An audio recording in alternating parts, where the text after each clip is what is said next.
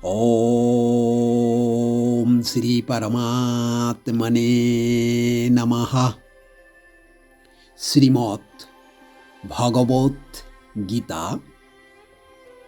পঞ্চদশ অধ্যায় পুরুষোত্তম যোগ। বাংলা অর্থ। শ্রী ভগবান বলিলেন, ঊর্ধ্বমূল এবং অধঃশাখা বিশিষ্ট একটি অশ্বত্থ বৃক্ষ রয়েছে। বৈদিক মন্ত্রসমূহ সেই বৃক্ষের পত্রস্বরূপ। মূল সহ যিনি সেই বৃক্ষটিকে জানেন তিনি বেদবিদ। এই বৃক্ষের শাখাসমূহ জড়া প্রকৃতির তিনটি গুণের দ্বারা পুষ্ট হয়ে অধোদেশে ও ঊর্ধ্বদেশে বিস্তৃত। জড় বিষয়সমূহ এই শাখাগণের পল্লব।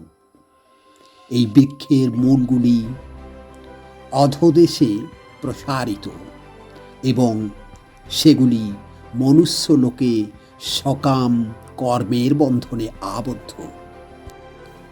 এই বৃক্ষের স্বরূপ এই জগতে অবগত হওয়া যায় না।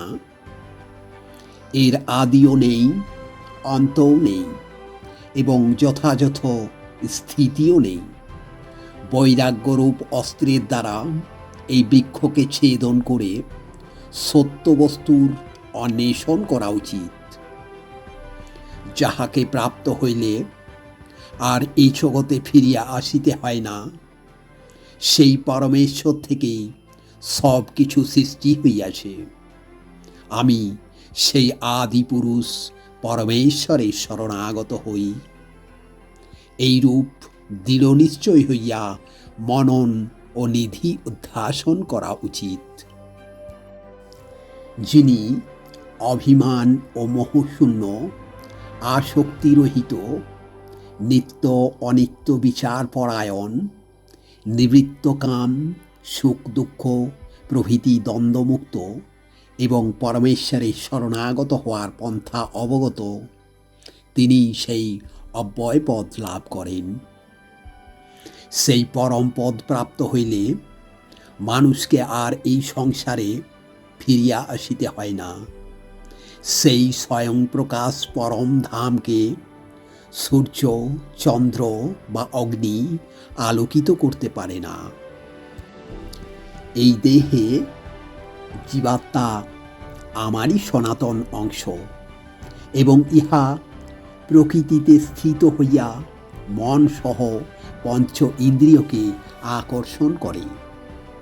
বায়ু যেমন পুষ্পাদি হইতে গন্ধ আহরণ করিয়া লইয়া যায়, তেমনি দেহাদির স্বামী জীবাত্মাও শরীর ত্যাগ করিয়া যাইবার সময় মন ও ইন্দ্রিয়াদির সংস্কার সঙ্গে লইয়া যায়, অর্থাৎ পূর্বদেহের ইন্দ্রিয়াদি নতুন দেহে প্রবেশ করে। সেই দেহস্থিত জীবাত্মা কর্ণ, ত্বক, চক্ষু, জিহ্বা ও নাসিকাকে আশ্রয় করিয়া মনের সাহায্যে শব্দ, স্পর্শ, রূপ, রস ও গন্ধ এই পঞ্চ বিষয়কে উপভোগ করে।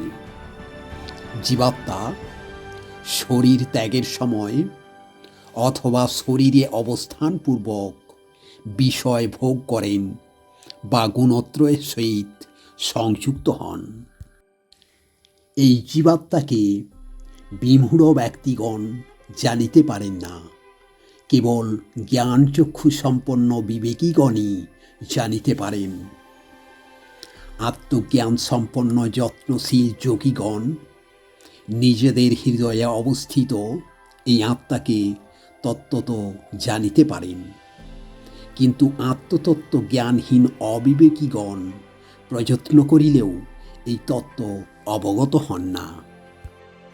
সূর্যের যে জ্যোতি যাহা সমগ্র জগৎকে উদ্ভাসিত করে এবং যাহা চন্দ্রে ও অগ্নিতে বিদ্যমান, সেই জ্যোতি আমারই জানিবে।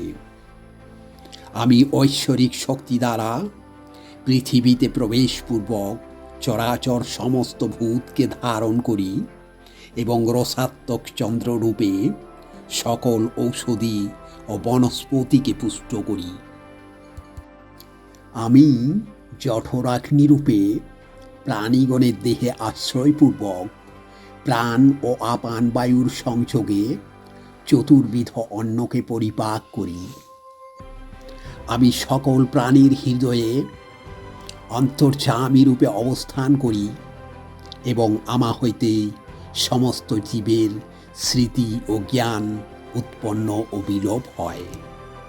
আমি চারি বেদের জ্ঞাতব্য বিষয়, বেদান্তের কর্তা এবং বেদবেত্তা। এই জগতে বিনাশশীল ও অবিনাশী এই দুই প্রকারের পুরুষ আছেন।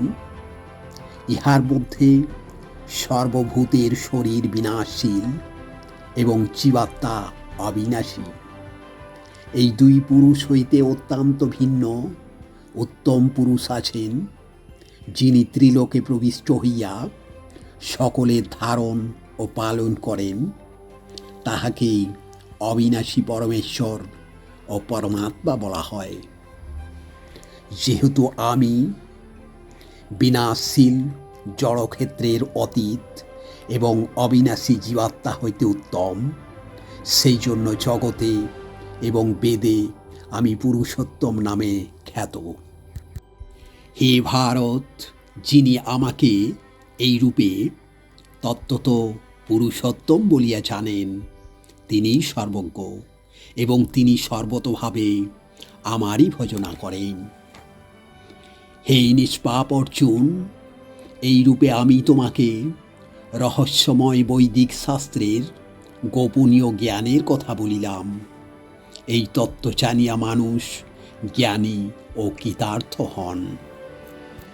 ওম তৎসৎ ইতি শ্রীমদ্ ভগবত গীতারূপী উপনিষদ এবং ব্রহ্মবিদ্যা তথা যোগশাস্ত্র বিষয়ক শ্রীকৃষ্ণ এবং অর্জুনের সংবাদে পুরুষোত্তম যোগ নামক পঞ্চদশ অধ্যায়। হরি ওম তৎসৎ, হরি ওম তৎসৎ, হরি ওম তৎসৎ।